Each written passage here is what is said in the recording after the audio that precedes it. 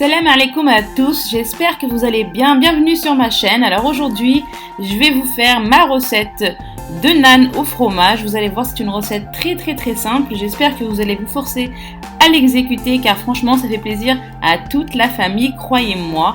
Et en plus, c'est très rapide à faire, franchement, vous allez voir.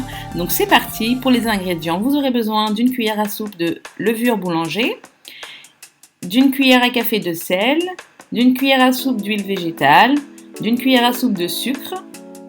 Il vous faut aussi un sachet de levure chimique, quelques portions de vache qui rit, un velouté nature et bien évidemment de la farine. Donc pour cette recette, il vous faudra 700 g de farine de blé. Voilà.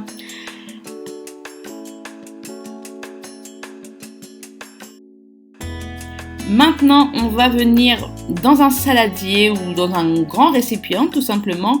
On va venir mettre tous nos ingrédients, absolument tous nos ingrédients. Donc la farine, le sucre, le sel, la levure chimique, la levure boulanger, l'huile, le yaourt également. Et j'avais oublié de vous dire qu'il fallait également de l'eau tiède pour cette pâte à naan. Voilà. Donc moi j'ai utilisé 18 centilitres. Oui, 18 centilitres d'eau. Et là voilà, donc vous laissez votre robot pétrin faire tout le sale boulot.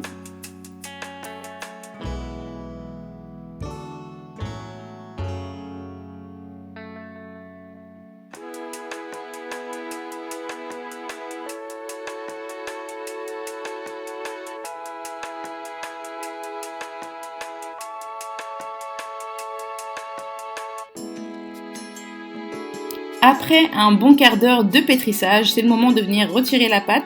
Alors vous allez voir qu'au toucher, vous obtiendrez une pâte très souple. Ouais, très souple et très aérienne en fait. Et ça, c'est dû au yaourt nature. Voilà, le velouté nature qui fait qu'on obtient cette superbe texture. Donc maintenant, je viens enduire toute ma pâte d'huile végétale. Et je vais donc la laisser poser. Donc, dans l'idéal, ce serait de laisser poser la pâte pendant 4 heures. Mais vous pouvez la laisser poser 1 à 2 heures, mais minimum 1 heure, bien évidemment, pas moins.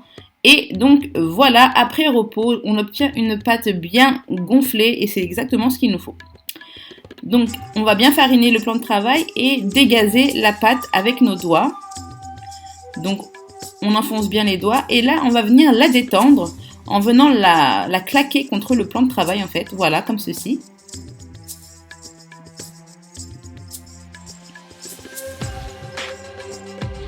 Et là de nouveau je vais venir la claquer, mais cette fois-ci en l'imbibant d'huile, voilà, et je continue à la frapper violemment contre le plan de travail. Lâchez-vous, ça défoule.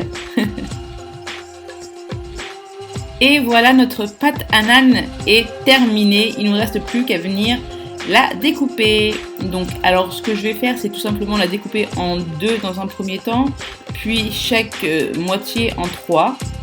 Et voilà, ça nous fera 6 portions, donc 6 naan au fromage.